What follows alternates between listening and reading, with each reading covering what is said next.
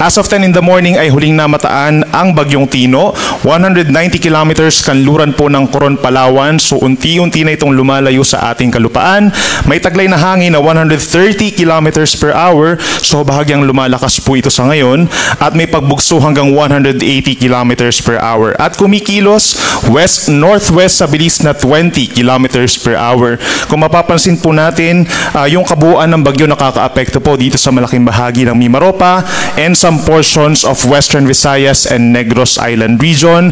Pinakamalalakas pa rin ang mga pag-ulan dito sa Palawan at may kalat-kalat na ulan in other areas of Luzon and Visayas.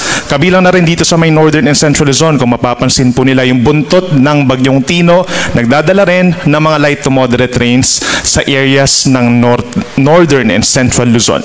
Kung mapapansin po natin sa latest track nitong si Tino, generally west-northwest ang kinikilos niya patungo dito sa may central portion of Vietnam at mananatili as a typhoon category, bahagyang lalakas habang nandito sa may West Philippine Sea. Pero yung magandang balita nga ay lumalayo na ito sa ating kalupaan. Pero given pa rin na may kalakihan pa rin po yung kanyang radius o yung lawak, asahan pa rin yung mapagbugso ng hangin dito sa may parteng Mimaropa sa mga susunod na oras.